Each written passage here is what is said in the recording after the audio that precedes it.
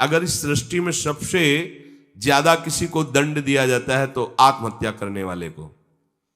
बहुत निंदा की गई आत्महत्या करने। ये खिलवाड़ नहीं है जो लोग अपने शरीर को नष्ट करने के लिए सोचते हैं। मतलब बहुत समय तक तो इनको पहले प्रेत बनना पड़ेगा जो आत्महत्या करते हैं। तड़पते रहेंगे, जल भी नहीं मिलता पीने को, बड़ा कष्ट में जीवन, फिर अधो योनियों को प्राप्त होते, बहुत मुश्किल। पता नहीं किस कल्प में फिर करुणा निधान से मनुष्य शरीर दे। आत्महत्या करने वाले ध्यान से इस बातों को सुने जिनके मन में कभी आत्महत्या के विचार आते हैं। मतलब आप कल्प कल्प के लिए घोर दुख का बीज बो दिए।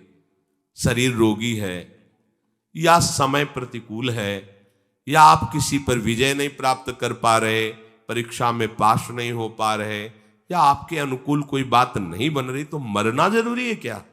मरने से समस्या का समाधान हो जाएगा क्या? हम तो कहते हैं कि अगर तुम्हारे अंदर इतनी ही बात आ गई कि मैं शरीर को नष्ट कर दूंगा, अब जीना नहीं, तो आज से भगवान के लिए जियो। तुम दूसरों की कामना पूर्ण करने वाले बन जाओगे। अपनी कामना, मरने की जरूरत है, मर जाओ इस बात से कि आज से मैं अपना जीवन प्रभु को दिया। जब मरने के लिए तैयार हो तो अब क्या इच्छा, अब जैसा चाहे प्रभु करे। तुम ऐसे महात्मा बन जाओगे, सतरत सतरत सा लोकांतार्यति। अगर आत्महत्या की तो आप दुर्गति को समझ लीजिए, भयानक प्रेत योनि, जहां स्वेच्छा से आप जल भी नहीं पी सकते, भले नदी किनारे रहिए। स्वेच्छा से, और भयंकर जलन, अशांति, एक जगह चैन से नहीं रह सकता। गोकर्ण जिसे अपनी स्थिति बताता है, धुंधकारी जो प्रेत योनि को प्राप्त है, भैया किसी तरह बचा लो, भयानक कष्ट में हो। यह आत्महत्या करने से समस्त दैवी शक्तियां उससे नाराज हो जाती हैं। तुम्हें जीवन मिला है दुख से लड़ने का, ऐसे अच्छे काम करो, ऐसे भजन करो, तुम्हारा मंगल हो जाए। देखो, भोगों में यदि तुम रति करके अधर्माचरण से, पापाचरण से भोग भोगोगे तो तुम्हारा अंतिम निर्णय यही निकलेगा, ध्यान रखना। जब तुम धर्म विरुद्ध आचरण करोगे, जैसे कोई कहता है कि अभी तो छोटा बच्चा ही था, उसने कौन से पापाचरण किए, अभी तो 14-15 वर्ष का था, परीक्षा में ऐसा ऐसा क्या। तो भैया, एक जन्म का हिसाब नहीं चल रहा है, बहुत जन्मों का हिसाब चल रहा है।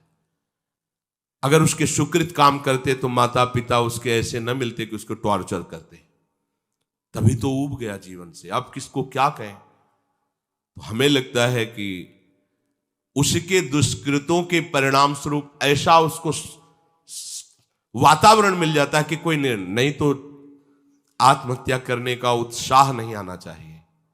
हमें लगता है माता पिता को चाहिए कि अपने बच्चों से ऐसे मित्रता का व्यवहार करें कि उनके दुष्कृत नाश करने वाली भावना हृदय में जागृत हो, ना कि शरीर छोड़ने वाली। कोई बात नहीं, अगर इस बार फेल हो गए हो ना, हम तुम्हें और अच्छा ट्यूशन पढ़ाएंगे। पर वो संसारिक लाभ को ही लाभ जानने वाले जानते हैं, इतना पैसा लगाया बर्बाद। अब वो बेचारा छोटी सी बुद्धि का पूर्व के दुष्कृत परिणाम से प्रेरित हुआ और उसको लगता है मैं आत्महत्या कर लूं। किसानी में सफलता नहीं मिल, लगता है आत्महत्या कर लूं। पति अनुकूल नहीं मिला, लगता है आत्महत्या कर लूं। पत्नी अनुकूल नहीं मिली, बोले ये कोई निराकरण है तुम्हारी समस्या का? समस्या का निराकरण तो विवेक से होता है। आप भगवान का आश्रय लेकर के भजन करते हुए फिर विचार कीजिए तो आपको रास्ता मिल जाएगा।